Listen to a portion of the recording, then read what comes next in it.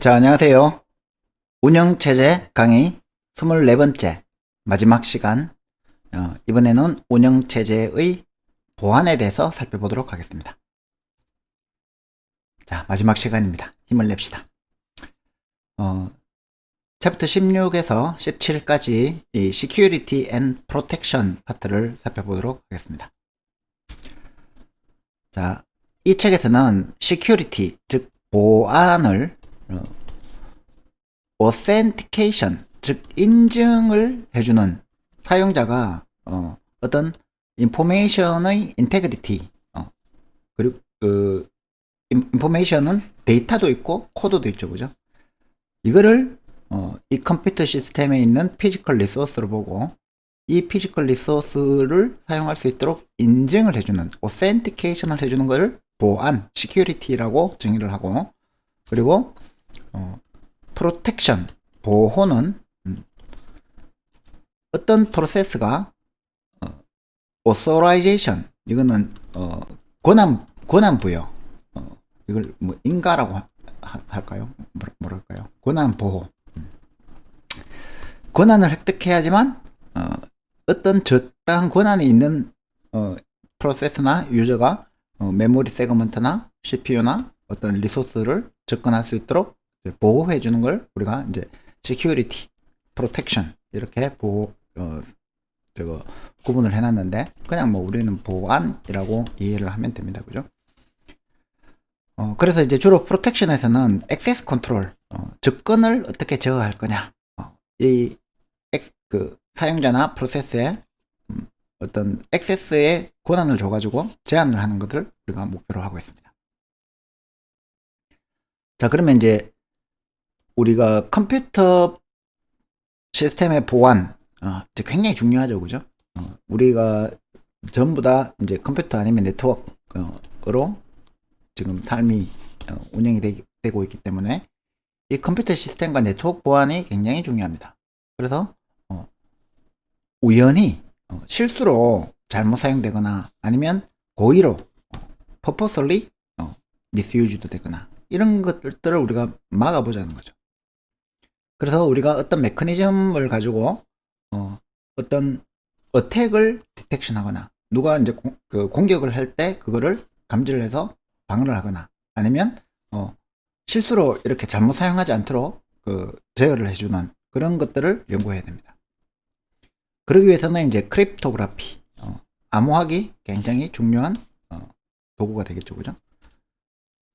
자, 그래서 이제 시큐리티는 컴퓨터 리소스를 보호해주는 어떤 가이드 역할을 해줘야 되는데, unauthorized access, 그러니까 권한이 없는데 접근하는 것을 우리가 막아줘야 되고, 그 다음에 이제 malicious, 악의적으로 이 침입을 하거나 변경을 하려고 하는 것을 우리가 막아줘야 되고, 그리고 실수로 어떤 데이터나 코드를 잘못 사용하는, 그래서 인컨시스턴시가 발생되는 상황을 막아줘야 됩니다. 그죠? 자, 그러면 이제 시큐리티를 위배하는 행위, 바이올레이션은 뭐가 있느냐? 스레드라고 했네. 하도 스레드를 많이 써가지고. 위험은 시큐리티 바이올레이션을 일으킬 수 있는 가능성. 이거는 이제 주로 실수로 인해서 나타나죠, 그죠? 그리고 이제 어택. 이거는 어떤 우리가 보안을 해놨는데 굳이 그걸 뚫고 들어가가지고 고의로 악의적으로 멜리셔스하게 공격하는 걸 이제 어택이라고 합니다. 그래서 항상 스렛과 어택은 동시에 있다고 봐야 되죠, 그죠? 그러면 이제 운영체제 입장에서 시큐리티 바이올레이션을 이제 분류를 해보면 이런 confidentiality, 이건 뭐라고 하면 되냐, 무결성 아닌데 인테그리티가 무결성인데, 어떤 이제 데이터의 통일성을 침해하는 거나, 아니면 confidentiality, 데이터의 안전성을 침해하는 거나, 혹은 유용성을 침해하거나, 혹은 아예 서비스를 도둑질 해가거나, 혹은 denial of service, 서비스를 방해하는 거. 그 서비스 부정은 도스 공격이라고 하죠, 그죠? 그거를 이제 분산된 시스템에서 공격하면 디도스 공격이라고 하죠. 이런 여러 가지 종류의 보안 위배 상황이 발생할 수 있기 때문에 이거를 우리가 이제 막아줘야 된다는 거죠. 그러면 이제 우리가 OS의 이 OS 레벨에서의 보안도 사실 중요하지만 우리는 이제 그 운영체제 시간이니까 이것만 살펴보겠지만 사실은 이제 보안이라는 거는 이렇게 4개의 레벨로 생각할 수 있다는 거죠. 그래서 제일 그 상위 단에서는 이제 애플리케이션 보안, 어떤 시큐리티 버그, 주로 이제 그 시큐리티 홀 혹은 시큐리티 버그를 발생시키지 않도록 해주는 거. 그 다음에 운영체제 입장에서 이 어택 서피스, 그러니까 공격할 수 있는 지점을 줄여주는 거. 우리가 이제 보안 패치 열심히 해주면 어택 서피스가 줄어듭니다, 그죠? 그리고 이제 페네트레이션, 침입을 못하게 하는 거, 이런 것들을 우리가 운영체제 입장에서 또 다 해줘야 되고. 근데 요즘에 이제 네트워크 침입이 워낙 많이 발생하니까 이 네트워킹을 할 때 어떻게 그 보안 그 침입이나 보안 위험을 우리가 막아줄 거냐, 이게 굉장히 중요하고. 근데 이제 사실 이런 시스템적인 보안은 우리 기술적으로 거의 다 돼 있는데 나머지 대부분 보안은 이제 피지컬한 보안이죠, 그죠? 우리 그 S1 이런 데서 보안 서비스 해주는 거 아예 저거 컴퓨터 중요한 컴퓨터 시스템이 있는 지역에는 아예 인증된 사용자 아니면 들어가지도 못하게 만들자. 그래서 저거 홍채 인식 해가지고 들어가고, 영화에 보면 뭐 별의별 기술 다 써가지고 인가된 사용자만 아예 이제 진입하도록 해가지고 하면 되죠, 그죠? 영화에서 주로 이제 이거 깨는 거 많이 나오죠, 그죠? 자, 그래서 이제 여러 가지 종류의 어택들이 존재하고 수없이 많습니다, 그죠? 이 수없이 많은 어택들이 존재하고 그걸 이 어택들을 막는 이제 프리벤션 메소드, 방어 방법도 막 이거는 뭐 창과 방패의 싸움이에요, 그죠? 내가 방패 만들어 놓으면 또 창으로 뚫고 창이 뚫을 수 있다는 걸 알면 또 더 방패를 더 강화시키고 계속 이렇게 영원한 안전한 시스템은 존재할 수가 없습니다. 항상 어떤 방어 기술이 진보하면 공격 기술이 진보하고, 공격 기술이 진보하면 또 방어 기술이 진보하고, 그래서 보안하는 사람은 절대로 굶어 죽을 염려는 없죠. 항상 새로운 보안 위험이 등장하기 때문에. 자, 그러면 이제 우리가 이제 운영체제 레벨로 와서 OS 레벨에 와서 이제 이 시큐리티 홀이 어디 있는지 한번 생각해 봅시다. 프로그램이나 혹은 프로세스에서 이 시큐리티 홀은 첫 번째는 이제 멜웨어들, 즉 어떤 소프트웨어들이 이 컴퓨터 시스템을 망치거나 아니면 잘 이용해 가지고 혹은 또 어떤 걸 못하게 만들어 가지고 이 시스템을 좀 괴롭히는 그런 멜웨어들이 존재하죠. 대표적으로 이제 전통적으로 이제 트로이 목마. 그래서 트로이 목마가 이렇게 있으면 이 목마 속에 사람이 타고 들어가 가지고 그 무슨 성이죠. 그 성을 함락시키는 것처럼 어떤 내가 프로그램 그 쉐어웨어나 이렇게 좋은 프로그램인 줄 알고 받았는데 그 안에 이제 나쁜 코드가 숨어 있는 거죠. 혹은 이제 스파이웨어, 랜섬웨어, 백도어, 로직밤 이런 나쁜 짓을 하는 멜웨어들이 많습니다, 그죠? 그러면 이제 이 멜웨어들을 만드는 가장 기본적인 기법은 코드 인젝션이에요. 코드를 우리가 어떤 소프트웨어, 원래는 not malicious한 소프트웨어에다가 이걸 내가 이제 실행 파일이 있는데 이 실행 파일에 몰래 이제 끼어 들어가 가지고 어차피 이게 메모리에 로딩 되는데 메모리에 로딩 됐을 때 요 인스트럭션을 몰래 변경시켜 가지고 요거를 내가 나쁜 짓 하는데 사용하겠다는 거죠. 나쁜 짓 하는 코드를 결국은 메모리에다가 인젝션 하는 거, 어떤 프로세스에다가 인젝션 하면 나쁜 그 행위를 하게 되죠, 그죠?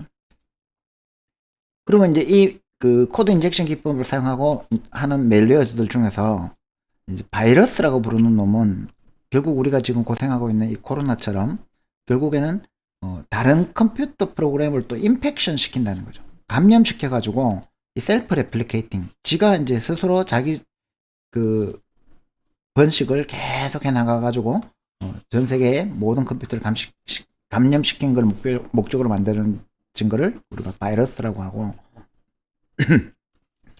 그 중에서 이제 그 웜이라는 거는 그거 어떤 사용자가 어떤 액션을 안 해도 지가 알아서 레플리케이션 하는 거를 또 우리가 이제 웜이라고 부르기도 합니다. 그래서 뭐 이 편지를 받는 사람은 7명에게 메일 편지를 전달하지 않으면 그런 식으로 이제 웜이나 바이러스가 퍼져나가죠. 그래서 이제 멜웨어도 있고 이 멜웨어의 코드 인젝션을 사용하는데 그게 이제 감염까지 되면 이 우리가 심각한 시큐리티 홀을 가지게 될 수밖에 없고 컴퓨터 시스템이 정상적으로 동작을 하지 않습니다. 자, 프로그램 측면에서만 봐서 그렇고 시스템 측면에서 특히 이제 이 요새는 중요한 게 네트워크 측면. 이 네트워크 측면에서도 다양한 위험들이 존재한다는 거죠. 그래서 주로 이제 네트워크 트래픽을 통해서 어택을 하는 경우가 많은데 이제 스니핑이라는 거는 훔쳐보는 거죠, 그죠? 요 바이러스나 앞에서 말한 그 바이러스나 오월미 들어와가지고 이 어택하라고 하면 요 놈들이 그냥 이제 몰래 숨어가지고 이 네트워크 트래픽을 인터셉트 하는 거예요. 그래가지고 우리가 이제 예를 들어서 신용카드 정보나 이런 것들을 컴퓨터에서 입력을 하면 그 정보를 빼가지고 이제 몰래 빼돌려가지고 나쁜 짓한테 쓰겠다는 거죠. 그런 걸 이제 스니핑이라고 하고, 그 다음에 이제 스푸핑은 이거는 이제 그 사기를 치는 거죠. 우리가 이제 예를 들어서 그 대구은행 사이트를 이제 하는데 DGB인데 dgd.co.kr 이렇게 치면 대구은행하고 똑같이 생긴 사이트가 있어요. 거기서 아이디하고 비밀번호 치고 뭐 계좌 그 번호 누르면 이게 다 노출이 되는 거죠. 이런 식으로 사기치는 거. 아니 자기 자신이 아닌 것처럼 사기치는 거를 이제 마스커레이딩이라는 방법도 있고, 그 다음에 이제 person in the middle, man in the middle 공격, 뭐 person in the middle 공격 이렇게 하는 방법이 있습니다. 이건 뒤에 한 번 더 나오니까 그때 가서 봅시다. 그래서 어쨌든 네트워크로 몰래 훔쳐보거나 숨어서 혹은 내가 다른 사람인 것처럼 변장하거나 이런 것들이 존재하고, 그 다음에 이제 좀 전에 살펴본 이제 denial of service는 실제로 어떤 인포메이션을 정보를 획득하거나 아니면 그거를 훔쳐가는 거를 리소스를 훔쳐가는 걸 목적으로 하지 않고 그냥 괴롭히는 거예요. 그냥 어떤 합법적인 사용을 못하도록 괴롭히는 거예요. 대표적인 게 그냥 어떤 웹사이트가 있어요. 소강 신청 사이트가 있어요. 그러면 이제 소강 신청 사이트에 들어가 가지고 내가 계속 새로 고침 누르는 거예요. 그걸 프로그램으로 짜요. 그래가지고 1초에 10,000번씩 새로 고침 리퀘스트를 계속 보내는 거예요. 그럼 얘 때문에 다른 정상적으로 소강 신청하러 온 친구들이 소강 신청을 못하게 되겠죠, 그죠? 그리고 그거를 이제 한 군데서 이렇게 하는 거는 요 IP만 차단해버리면 되잖아요, 그죠? 그러면 이제 바이러스로 쭉 이렇게 감염을 시켜요, 여러 컴퓨터들을. 그리고 일제히 내가 신호를 딱 주면 얘들이 일제히 다 공격을 해요. 그러면은 어느 놈이 정상적이고 어느 놈이 지금 공격 들어왔는지 알 수가 없잖아요. 이게 바이러스 감염돼서 들어온 거기 때문에 이게 이제 실제 사용자 컴퓨터란 말이에요. 그러죠? 그러면 이제 막기가 굉장히 어려워진다. 그래서 그거는 이제 DDoS 공격이라고 해가지고 대표적인 골치 아픈 공격이죠, 그죠? 그래서 요새는 이제 DDoS 공격도 막을 수 있는 기술들이 많이 발전됐지만 아직까지 어렵다. 그 다음에 이제 네트워크 공격할 때 이제 포트 스캐닝을 하는데, 이거는 이제 그 자체로는 포트 스캐닝 자체로는 정상적인 기능이에요. 하지만 어택 용도로는 어떻게 썼냐면은 일단 이제 포트 우리가 이제 네트워크에 있으면 이제 80 포트는 웹 브라우저로 쓰고, 무슨 뭐 36 포트는 뭐로 쓰고, 무슨 포트는 뭐로 쓰고, 이런 거를 쭉 그렇게 네트워크 커뮤니케이션 용도로 사용하는 포트들이 있잖아요, 그죠? 그럼 이 포트들 쭉 스캐닝 하면서 몇 번 포트에 뭐가 쓰고 있는지 이런 것들을 우리가 다 감지를 하면 이걸 가지고 이제 공격을 시작한다는 거죠. 그래서 vulnerability, 즉 취약점을 찾아내는 용도로 이 포트 스캐닝을 사용하기 때문에 우리가 이제 이 포트 스캐닝을 막으려면 이제 파이어월 같은 거 잘 둬가지고 파이어월에서 이제 어떤 방화벽을 치는 거죠, 그죠? 그러면 이제 어떤 컴퓨터 시스템이 나 혹은 이제 네트워크 자체에서 요 방화벽에서 요쪽으로 들어오는 포트가 정상적인 포트에서 정상적인 용도로 들어오는 패킷만 받아주겠다. 이렇게 이제 그 네트워크 레벨에서 주로 많이 막아주고, 시스템 레벨에서도 우리 이제 파이어월 켜놓죠, 그죠? 그러니까 특정 시스템에서도 파이어월을 켜가지고 이렇게 막아주는 방법, 그런 것들이 있더라. 그래서 전반적으로 이제 그 보안 자체는 또 이게 굉장히 뭐 한 학기로도 다루기 힘든 아주 중요한 주제고, 또 우리가 또 이제 암호학도 한 과목으로 다루고 있기 때문에 우리는 이제 운영체제 측면에서 간단하게만 살펴볼 건데, 본질적인 거 몇 개만 살펴봅시다. 자, 보통은 이제 샌더가 있고 리시버가 있고, 이게 이제 네트워크 상황이라고 보면, 아주 노멀한 경우에는 이 샌더하고 리시버가 뭔가 메시지를 주고받습니다. 그죠? 이 카톡방이라고 생각을 하면, 카톡방에서 1대1 대화를 하고 있는 거예요. 근데 요 어태커가 요 카톡방에 1대1 대화를 하는데 단톡방을 만든 것처럼 들어왔는데 얘가 이제 숨어 있는 거죠. 안 보이는 거죠. 그러면 이제 얘가 뭘 할 수 있냐면은, 마스커레이딩, 마스커레이딩은 뭐냐면은, 얘가, 이 사람하고 통신을 하는데 얘가 얘인 것처럼 사기치는 거예요. 그래서 1대1 대화방을 만들어서 내가 아들하고 계속 이렇게 대화를 주고받았는데, 알고 보니까 이게 아들이 아니고 아들 친구였다. 그래서 이 마스크레이딩을 통해서 할 수 있는데, 이걸 양쪽에 다 하면 어떻게 됩니까? 얘가 안녕 했는데 얘가 꺼져 이렇게 답변을 하고, 얘가 안녕 했는데 왜? 뭔 일인데? 뭐 이런 식으로 까칠하게 대답하면 얘하고는 이제 연인이었는데 헤어지겠죠, 그죠? 그래서 이제 맨 인 더 미들, 그러니까 중간에서 이 어태커가 얘한테는 얘인 것처럼, 그 다음에 얘한테는 얘인 것처럼 이렇게 그 커뮤니케이션을 가로채버리면 얘 마음대로 다 조정할 수가 있겠죠, 그죠?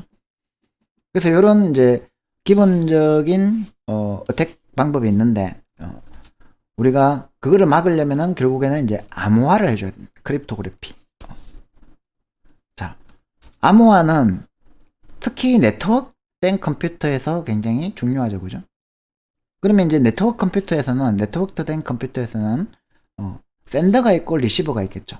혹은 이제 한 피어가, 이거 피어 투 피어라고 합시다. 피어와 피어가, 이게 샌드일 때는 샌더가 되고, 이게 리시버일 때는 리시버가 되고, 샌드일 수도 있고 리시버일 수도 있고, 샌드일 수도 있고 리시버일 수도 있으니까 피어 투 피어 통신이라고 해봅시다. 결국 그러면 두 개의 피어가 서로 메시지를 주고 메시지를 받는 게 이게 통신이란 말이에요. 커뮤니케이션이란 말이에요, 그죠?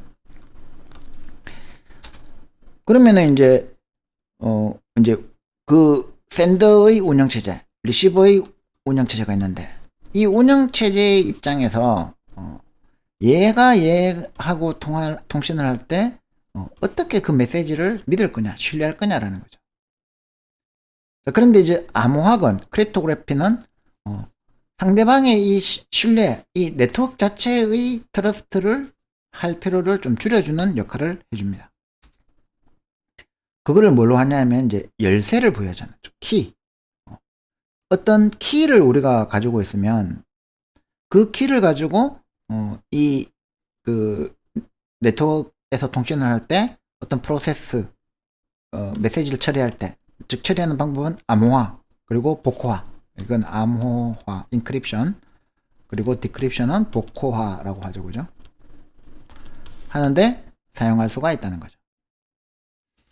자, 그래서 이제 암호화의 가장 기본적인 거는 이제 그 인크립션, 즉 암호화는 어떻게 하느냐? 암호화는 이 샌더가 이 키를 가지고 메시지를 읽을 수 있도록, 우리가 이제 그거 리시버가 읽을 수 있도록 키를 가지고 읽을 수 있도록 해주는 거죠. 자, 그래서 이제 이렇게 구성되어 있다고 보면 됩니다.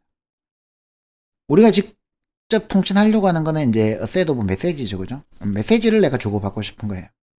그래서 메시지의 집합이 있고, 그거를 이제 그거 보낼 때 그냥 로우 메시지를 보내면 안 되니까, 그거를 메시지를 암호화했는 거, 사이퍼 텍스트, 이거는 이제 암호문이라고 합니다. 사이퍼 텍스트, 암호문.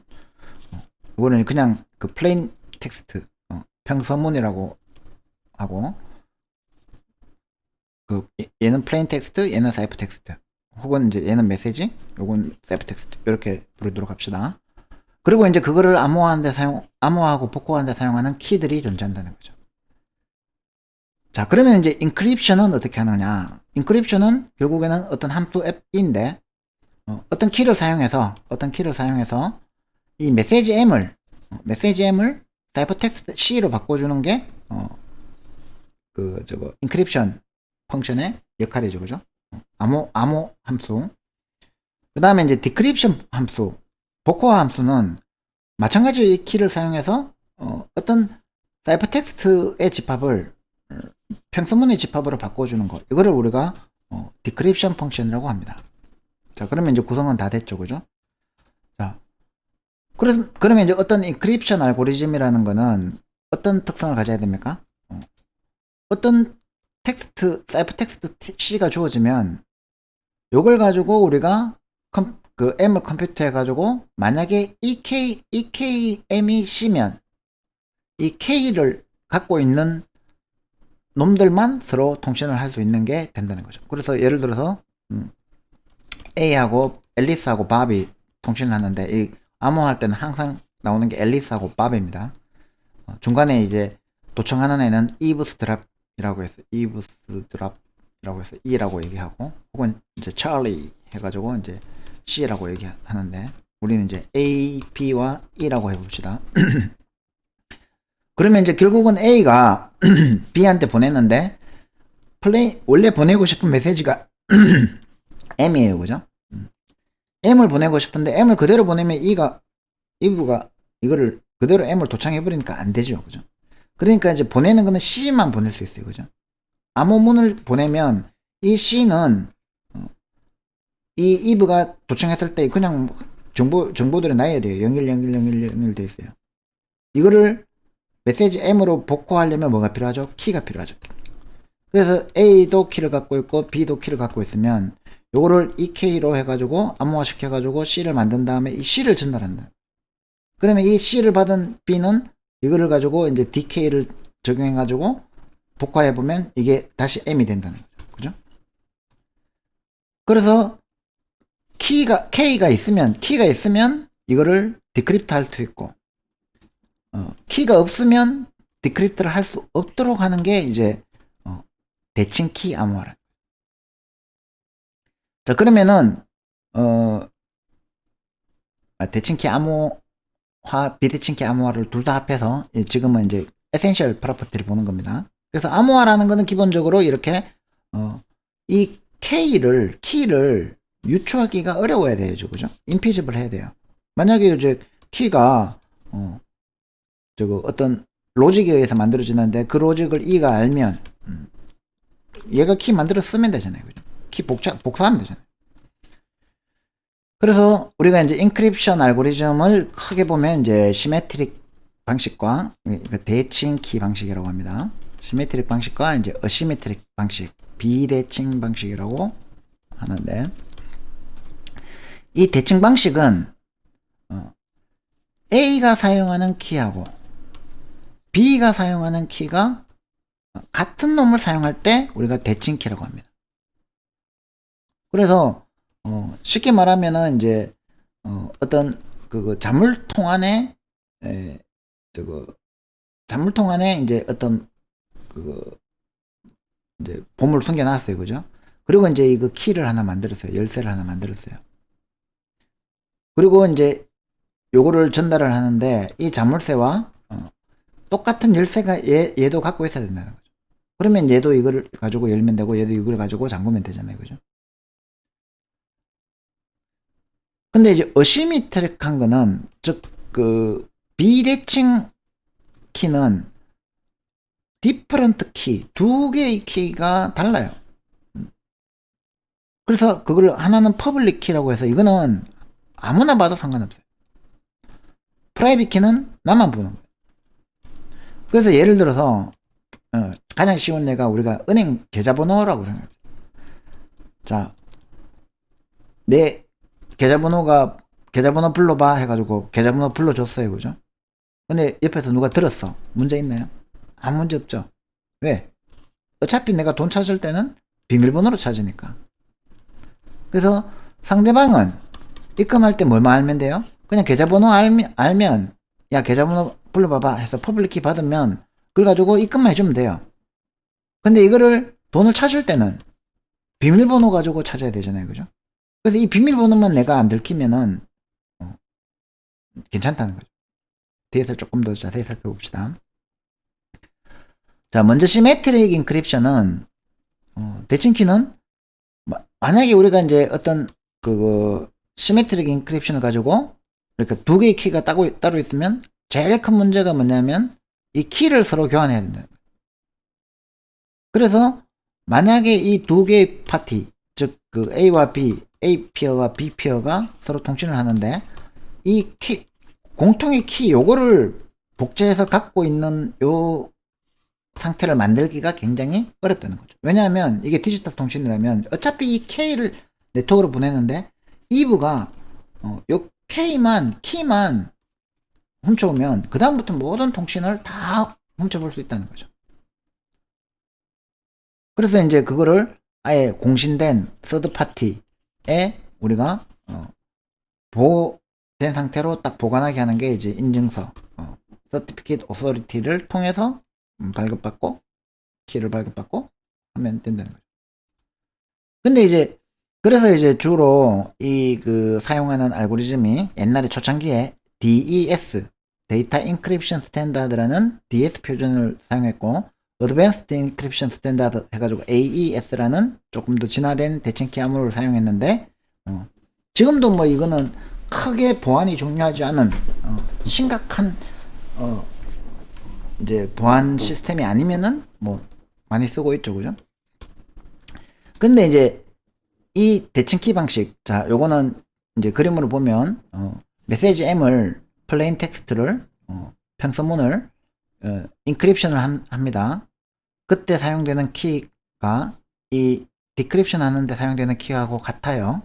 그리고 인시큐어 채널, 그러니까 누구나 볼 수 있는 이 어태커 이브가 언제든지 볼 수 있는 요 그 채널로 사이퍼 텍스트, 즉 암호화된 거 EKM이라는 함수를 통과시킨 암호화된 그 암호문을 보내면 얘는 그걸 받아서 디크립션 해가지고 DKC를 적용하면 원래의 메시지, 이 처음에 보내고자 하는 이 메시지를 복구하는 이런 과정을 거친다 그죠. 그러니까 암호화해서 전송하고 여기 와서 복구화해서 이게 암호화 과정이고 이게 복구화 과정이고 이게 이제 통신 과정이죠, 그죠? 그래서 결국에는 요 키 익스체인지가 존재하기 때문에 요 키 익스체인지 할 때 얘가 어태커가 이브가 요만 훔쳐와 버리면 이 모든 통신은 다 깨진다는 거죠. 자, 그러면 이제 그거 어시미트릭 인크립션 저 문제를 키 교환을 안 해도 되도록 하려니까 이제 그 암호학에 엄청난 진보가 있었던 거죠. 요게 이제 1970년대인가 80년대에 DP와 헬만이 이게 가능하다고 증명을 했어요. 수학적으로.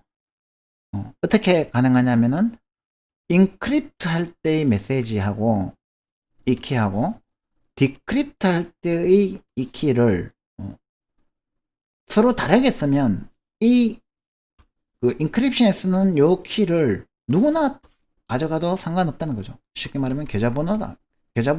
계좌번호는 뭐 인터넷에 올리든 온 동네 방네 떠들고 다녀도 아무 문제 없다는 거죠. 이제 DP와 DP 헬만의 비대칭키 이론을 이제 현실에 적용할 수 있도록 만든 사람이 이제 요 사람들이에요. RSA. 라이베스트하고 샤미로하고 에들먼. 요 세 사람이 1974년인가 5년에 위대한 논문 하나 발표했는데 그게 바로 이 RSA 알고리즘을 발표했습니다. 그래서 가장 현재까지도 가장 많이 사용되고 있는 비대칭 암호화 알고리즘이죠. 자, RSA 암호화에서는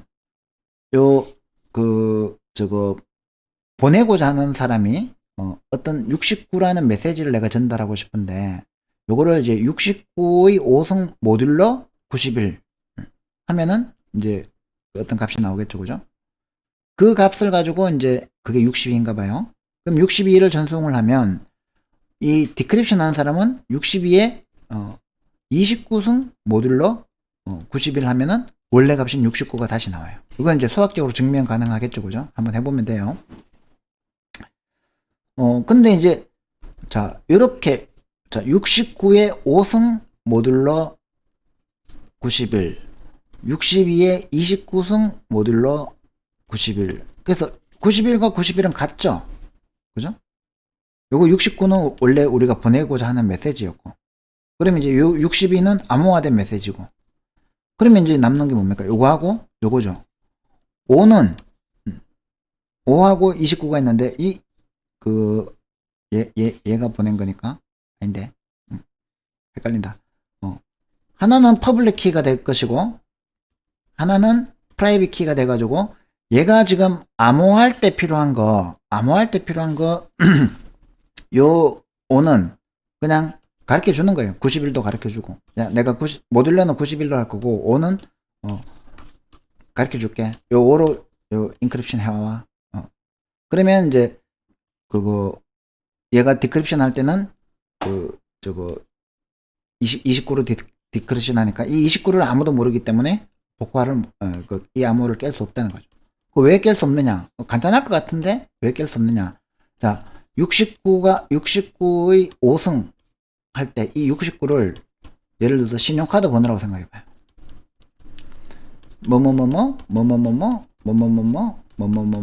이렇게 되면 이게 총 몇 개죠? 10진수 하고 16진수죠, 그죠? 문자까지 포함되니까 16진수부터 특허나 그게 16자리예요, 그죠? 4, 4, 16 16자리고 이걸 가지고 예를 들어서 제곱을 하는데 이 제곱하는 수가 10의 256자리 수라고 256까지는 안 가겠다. 10이 한 100짜리 수라고 생각해봐요. 그럼 요거의 제곱 요거는 얼마인지 모르죠. 그래서 근본적으로 이거를 해석해내려면 소인수분해를 해야 되는데 이 소인수분해의 소인수분해 값이 아주 큰 수를 소인수분해 하는 거는 2의 256승만 돼도 한 40억 년 걸린대요. 뭐 재수 좋으면은 뭐 100년 만에 찾을 수도 있겠지만. 자, 그래서 요거는 RSA 암호화 알고리즘은 굉장히 중요하고 또 재밌어요. 그래서 여기서 내가 이제 자세히 설명하기는 힘들고 그 주니온 TV에 가보시면 말할 수 있는 비밀 RSA 암호화 알고리즘이라는 TMI 톡이 있습니다. Too much information 톡. 요걸 한번 보세요. 요 영상을 보고 나면 여기서 이제 설명하고 있는 요 그림이 어떻게 동작하는지 아주 자세히 설명을 해놨으니까 이해가 될 겁니다. 꼭 보세요. 자, 그 다음에 이제 그러면은 그 authentication은 뭐냐? 자, 지금 우리가 배운 게 encryption을 배웠죠, 그죠? 여기 있네. encryption은 어떤 메시지의 리시버, 수신자에게 대해서 우리가 어떤 제한을 가했죠, 그죠? 키를 갖고 있는 수신자만 그거를 복구할 수 있도록 하는데 포커스를 뒀습니다. 다시 말하면 대칭 키 암호화나 비대칭 키 암호화는 지금 이제 인크립션 디크립션이에요, 그죠? 암호화였죠. 다시 말하면 암호화하고 복호화하고 이렇게 양방향이었죠. 양방향. 암호화한 거를 복호할 수 있고 복호했는 거를 암호화할 수 있고, 그죠? 자, 그런데 이제 authentication은 뭐냐면은 샌더의 메시지를 그냥 보호하는 거예요. 무슨 말이냐면 A라는 값이 들어가면 A-가 나오는데 A-가 나오면 A로는 다시 안 가도 된다는 거예요. 오히려 못 가게 하겠다. 이거를 A-를 보고는 절대로 A가 뭔지 알 수 없게 하겠다는 거예요. 그래서 우리가 예를 들어서 비밀번호 같은 거 있잖아요. 내가 인터넷에 들어가서 비밀번호를 저장했어요. 그러면 이거를 가지고 다른 사이트에서 이 비밀번호가 뭔지 알면 다른 사이트에 가서 똑같은 비밀번호 치면 내 계정이 다 깨지잖아요. 그죠? 그런데 이제 이 시스템을 관리하는 사람은 우리가 어떻게 믿어요? 그래서 이 시스템 입력할 때는 이 값이 나는 비밀번호가 뭐 예를 들어서 ABCD로 썼으면 이 ABCD가 값이 막 0x27 뭐 AD EF 이렇게 복잡하게 저장되어 있는데 이걸 가지고는 절대 이게 ABCD라는 걸 알 수 없게 해야 됩니다. 이 정도까지 얘기하면 뭔지 알겠죠? 해시 펑션이 되는 거죠. 그죠? 그래서 이거는 단방향이죠. 오센티케이션, 즉 해싱은 원웨이 커뮤니케이션 인크립션입니다. 그죠? 그래서 has not been modified. 이 데이터가 메시지가 수정이 되지 않았다라는 걸 중간에 누가 수정한 적이 없다라는 것을 증명하는 데도 사용이 된다는 거죠. 자, 그래서 오센티케이션 알고리즘, 즉 해시 알고리즘의 구성 요소를 보면 마찬가지로 어떤 키 집합을 가지고 있고 메시지 집합을 가지고 있는데 얘가 생성하는 건 오센티케이터라는 거죠. 그러면 결국에는 뭐가 필요하냐면 secure 펑션, 즉 암호화하는 건 해시 펑션이라는 거예요. 어떤 K 값 가지고 M 값을 해시 값으로 바꿔줄 수 있는데 그 다음에 이제 복호화는 못하는 거예요. 이게 이제 S 역함수가 S 인버스가 있으면 안 된다는 거죠. S 인버스는 존재할 수가 없다. 그러면 뭐만 가능하냐면 베리피케이션만 가능하다. V 함수는 K를 가지고 M 곱하기 A 해보면 이게 맞다, true다, false다. 이것만 알 수 있는 거예요. 무슨 말인지 알겠죠? 그러면 어떤 메시지 M이 주어지면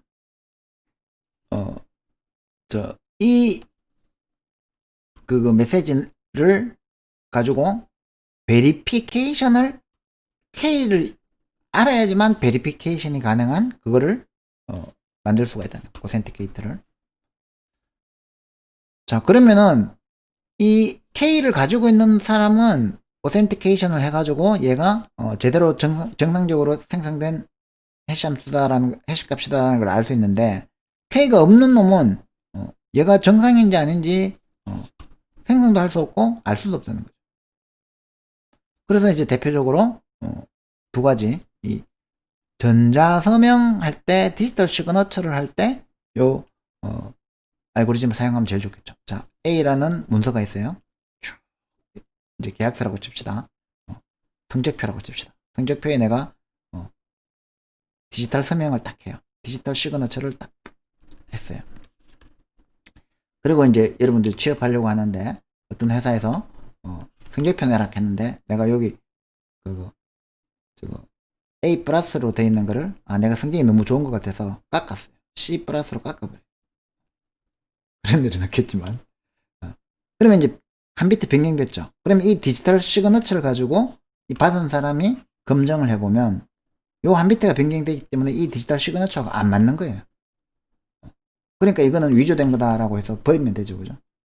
그런데 요거를 그러면은 디지털 시그너처까지 같이 변경해주면 되지 않겠느냐라고 해서 디지털 시그너처를 만들려면 어렵다는 거죠. 이게 새로 만들어서 이제 보내면 이 사람이 만약에 이 디지털 시그너처를 미리 갖고 있다 그러면 안 된다는 거예요.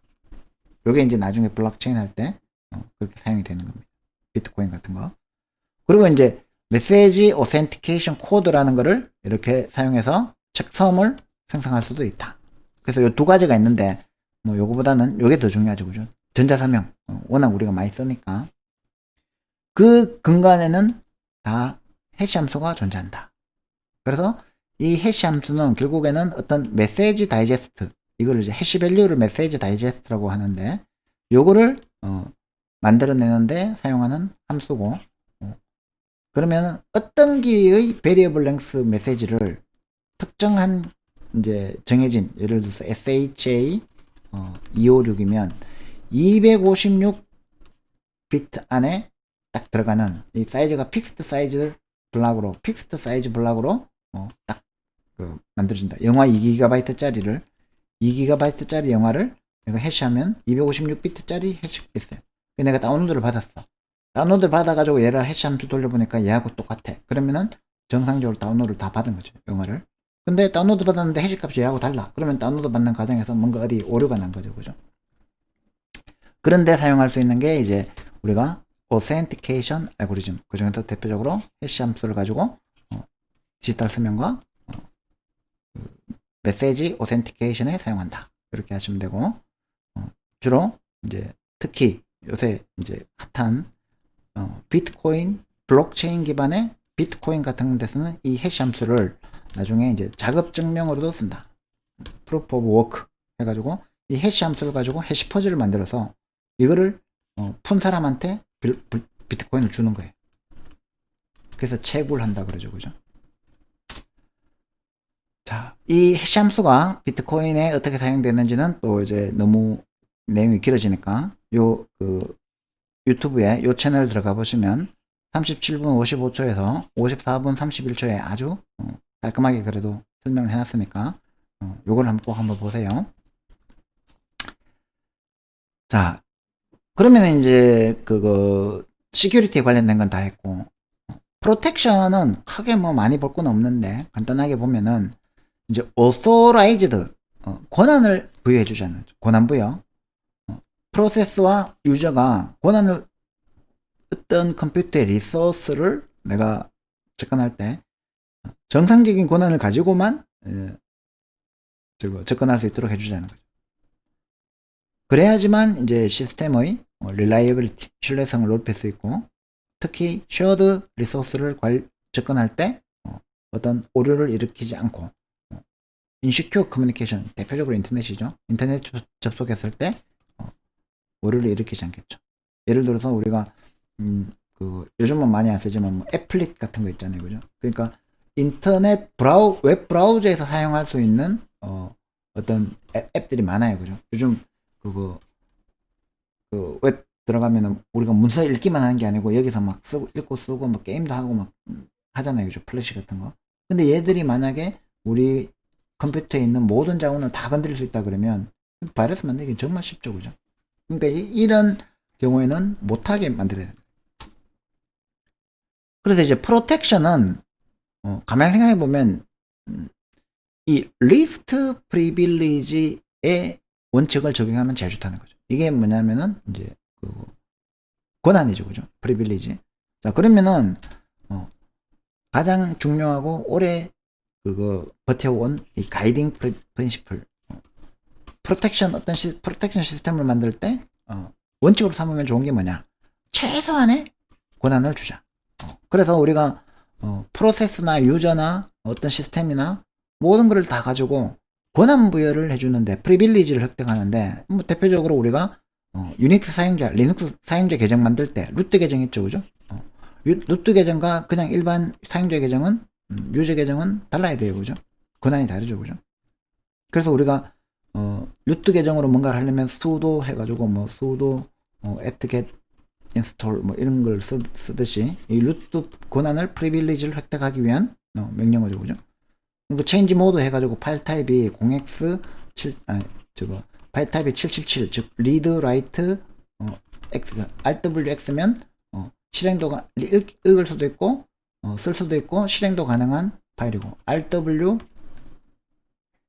770면 얘는 실행도 가능, 읽을 수도 있고 라이트도 할 수 있는데 실행은 안 되는 뭐 이런 이제 파일 권한을 체인지 모드 해가지고 바꿔줄 수 있죠, 그죠? 그런 것들. 그 다음에 이제 퍼미션을 획득해야지만 시스템을 사용할 수 있도록 해주면 어떤 악의적인 코드가 시스템 공격하는 가능성을 좀 완화시킬 수 있죠, 그죠? 그래서 이제 우리가 뭐 여러 가지 개념들이 있는데 그 중에서 요것만 몇 개만 살펴보면 이제 액세스 매트릭스, 요거는 이제 개념을 알아두면 좋은 게 아주 제너럴한 모델인데 뭐냐면은 매트릭스를 만들어 가지고 뭘 만드냐면은 잠깐만요, 이 액세스 컨트롤 리스트를 만들잖아요. 그러니까 어떤 놈이 어디까지 접근할 수 있는지를 액세스 컨트롤 리스트를 딱 만들고 그걸 가지고 우리가 이제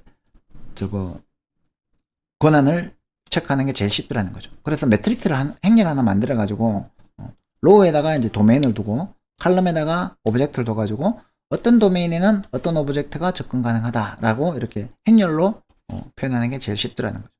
그래서 액세스 라이트 어떤 권한의 집합을 액세스 컨트롤 리스트라고 하는데 이렇게 표현하면 제일 편하다는 거죠.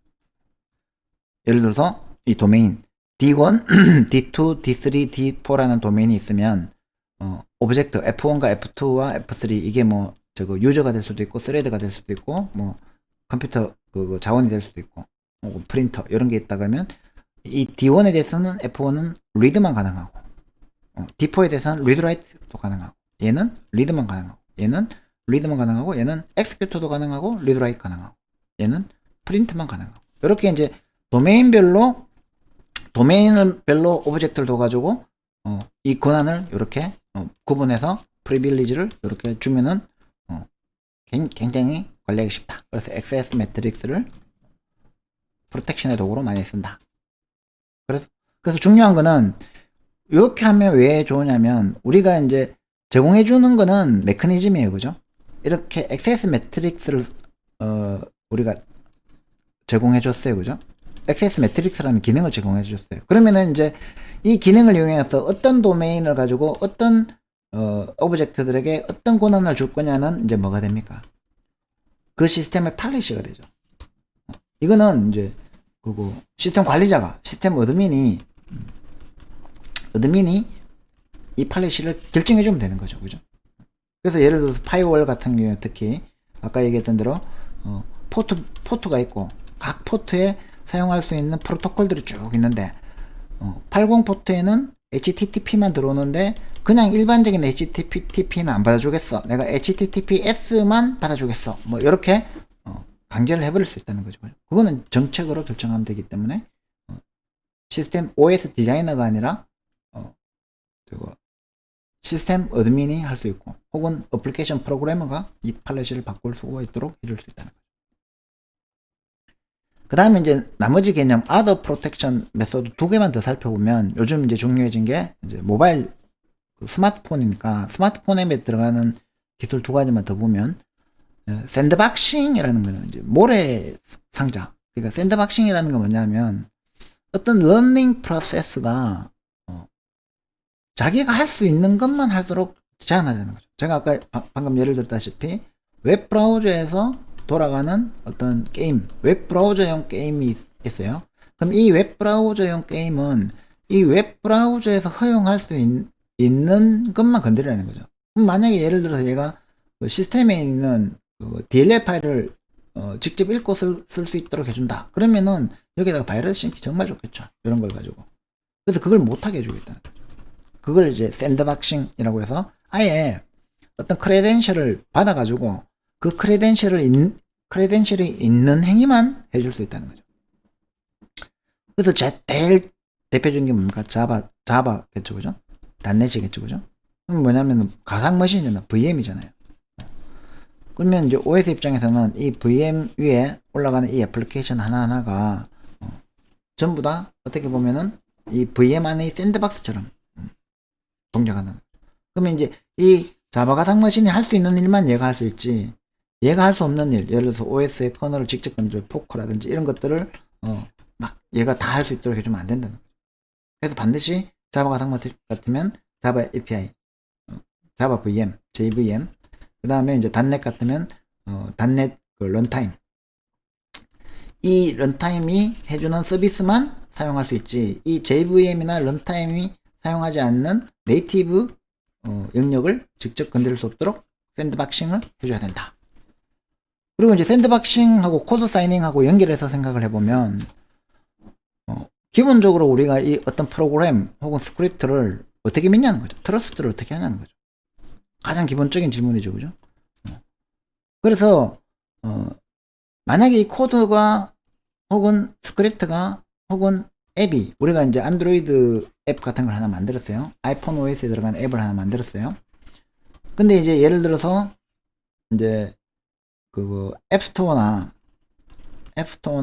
아니면 이제 구글 플레이에 있는 이 앱을 우리가 다운로드 받죠, 그죠? 근데 만약에 이렇게 다운로드 받을 수 있다면 서드파티에서 그냥 아무데나 그냥 다운로드 받을 수도 있잖아요. 그죠? 그러면 이 앱은 그거 저거 믿을 수 없는 앱이에요. 그죠? 뭐 그 보안을 위배한다거나 뭐 전화번호를 훔쳐간다거나 그런 나쁜 짓을 하는 앱이에요. 그래서 얘를 요런 앱은 내가 다운로드 받아서 실행 안 하게 하고 싶다. 그러면 이제 구글 플레이를 통해서 다운로드 받게 하고 싶다. 그 구글 플레이가 그런 이제 나쁜 짓 하는 거는 검증을 해주니까. 근데 마치 구글 플레이에서 검증 받은 것처럼 얘가 사기치면 어떡해? 그걸 못하게 하기 위해서 이제 구글 플레이나 앱스토어에 등록할 때는 반드시 코드 사이닝, 그러니까 디지털 시그너처를 사용해서 아까 우리가 그 전자서명 디지털 시그너처 해시 알고리즘으로 어떤 앱을 만들었으면 이 앱에 대한 디지털 서명을 붙이는 거예요. 디지털 시그너처를 이렇게 붙이는 거예요. 그러면 이게 디지털 사이닝이 된 거죠. 앱이. 그러면 우리가 이제 다운로드 받을 때 이 디지털 서명이 정상적으로 온 앱만 설치하도록 해주면 안전해진다는 거예요. 그리고 다운로드해서 실행할 때는 반드시 샌드박스 안에서만 실행되도록 하면은 또 얘가 들어와서 또 나쁜 짓 하는 것도 막아주는 거죠. 그죠? 그래서 이 코드 사이닝은 뭐 오퍼레이팅 시스템이 또 우리 이제 운영체제 패치할 때도 그 시스템에 있는 커널 영역을 업데이트한다 이러면은 이제 그때 그 바이러스가 활동하기 제일 좋죠. 그죠? 업데이트할 때 사기치면은 완전히 아주 그 안전하게 그 스톰으로 들어갈 수 있잖아요. 혹은 이제 모바일 방금 얘기했던 안드로이드 OS나 iOS의 모바일 앱들은 반드시 이 코드 사이닝하고 샌드박싱 같은 것들을 해줘야 된다. 그렇게 이해하시면 됩니다. 자, 계절학기 그 짧은 시간 안에 좀 많은 내용, 방대한 내용을 소화하느라고 힘들었을 텐데 마지막으로 한 번만 더 힘들게 할게요. 자, 마지막 퀘스천, 라스트 퀘스천은 뭐냐면 우리가 이제 운영체 열심히 배웠는데 그 윈도우즈 그 다음에 그 저거 iOS 리눅스 이런 이제 걸출한 운영체제들이 워낙 복잡하게 잘 만들어졌기 때문에 그냥 이제 공부해가지고 얘들 공부해가지고 쓰는 거 혹은 이제 뭐 VXWorks 같은 이제 인베디드 시스템 RTOS 몇 가지 공부해가지고 운영체제를 이용하는 입장만 될 거냐 아니면 이 운영체제를 실제로 다시 개발을 해야 되는 입장이 될 수도 있느냐. 그래서 새로운 운영체제를 우리가 설계하고 개발할 필요가 있을까? 라는 질문입니다. Yes or No로 대답해. 자, 지금까지 우리가 제일 첫 시간에 OS가 뭐 하는 거라 그랬어요? 컴퓨터 시스템을 우리가 오퍼레이션 해주는 기계인데 이 컴퓨터 시스템은 뭐 하는 거랬어요? 정보를 처리해주는 인포메이션을 처리해주는 장치라 그랬잖아요. 그죠? 그리고 이 정보를 처리해주는 컴퓨터 시스템은 튜링이 만든 튜링 머신이라는 어떤 논리적인 그 설계에 의해 가지고 결국에는 이 폰 노이만 아키텍처를 가지고 인스트럭션 셋 아키텍처를 가지고 명령 한 개가 메모리에 올라가 있고 그걸 패치해 가지고 CPU가 그거 엑스큐트하고 이런 구조를 가진 컴퓨터를 컨트롤하고 그 안에서 프로세스 만들고 멀티 프로세싱하고 뭐 자원 관리하고 메모리 관리하고 이런 것들이 이제 운영 체제였단 말이에요. 우리 책에서는 그것만 다뤄요. 그죠? 근데 한번 생각을 해보세요. 지금 이제 각광받고 있는 퀀텀 컴퓨터 같은 경우에 얘는 퀀텀 컴퓨터는 아예 정보를 처리하는 방식이 완전히 달라요. 우리가 공부할 때 가장 기본적으로 정보가 뭐라고 했습니까? 비트라고 했죠. 그죠? 이 비트는 0이 아니면 0 또는 1이에요. 그죠? 이걸 가지고 이제 정보를 처리해 왔다고요. 근데 퀀텀 컴퓨터로 가면은 퀀텀 인포메이션을 다뤄야 돼요. 이 퀀텀 인포메이션에서 가장 작은 단위는 이제 비트가 아니라 큐비트예요. 큐비트. 퀀텀이 가지고 있는 비트. 그러면 얘는 뭐냐면은 이 정보의 최소 처리 단위인 이 큐비트가 가지고 있는 정보는 0도 아니고 1도 아니고 0이면서 동시에 1이고 그런 중첩된 상태를 가지고 있어요. 중첩 상태.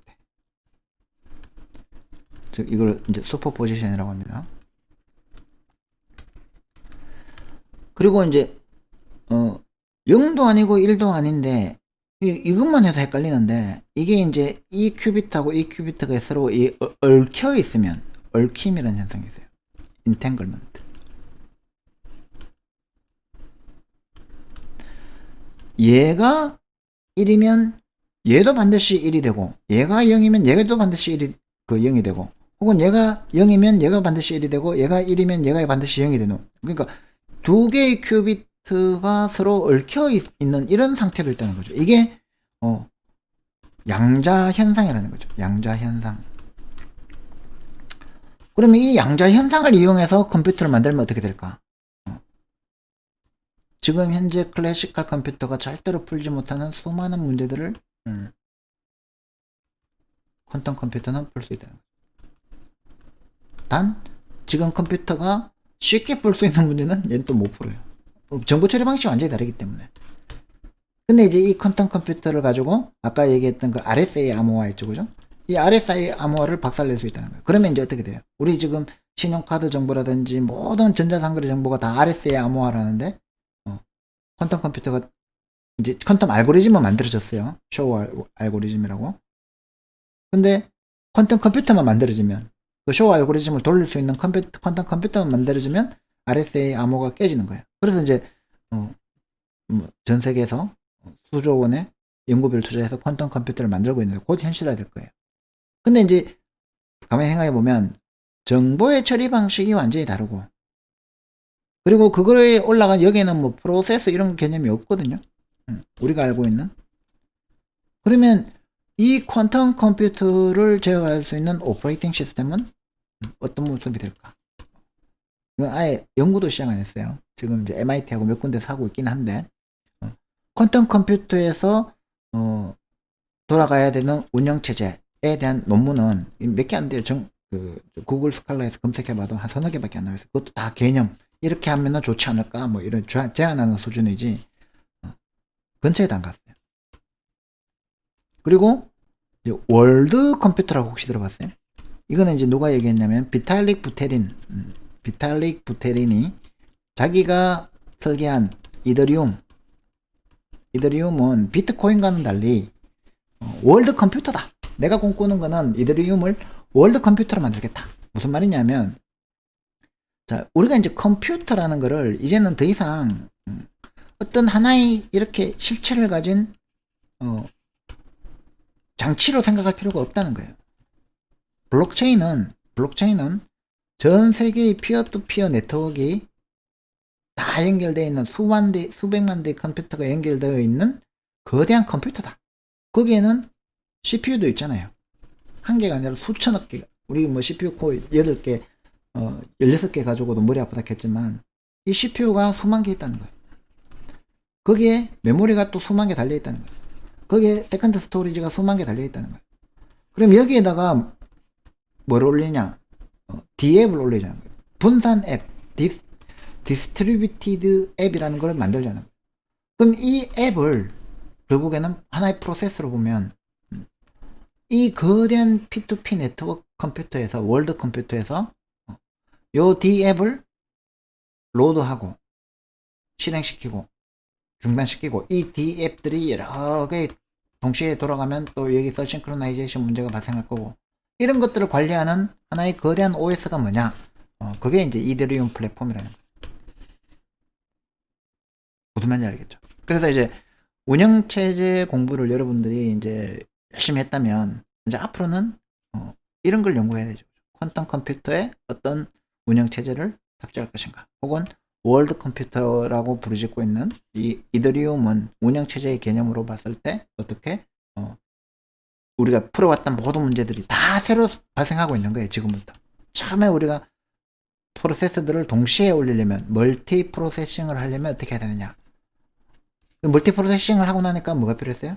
동교화를 해야 되죠. 싱크로나이제이션 해야 되겠죠. 그리고 얘들끼리 통신을 해야 되죠. IPC를 해야 되죠. 그죠? 그러다 보니까 데드락이 발생했죠. 그리고 이 데드락을 해결하다 보니까 스타베이션이 발생했죠. 그리고 이제 또 생각해 보니까 메모리를 하려고 하니까 페이징을 해야 되는데 이 페이징을 디맨드 페이징으로 해가지고 버추얼 메모리를 사용할 수 있었고, 이걸 또 세컨드 스토리지에 저장하려니까 HDD나 SSD에 우리가 스케줄링도 해주고 뭐 기타 등등 이런 이제 운영체제에서 다룬 모든 주제들이 앞으로는 여기에서 또 다시 발생할 거라는 거죠. 그래서 여러분들이 좀 큰 꿈을 꾸면서 이런 것들을 관심 있게 공부하고 그렇게 하시는 게 좋을 것 같습니다. 자, 날씨도 춥고 여러 가지 코로나도 힘들고 어려운 상황에서 이제 오퍼레이팅 시스템 강의를 열심히 들어주셔서 고맙습니다. 이것으로서 모든 강의를 마치겠습니다. 끝.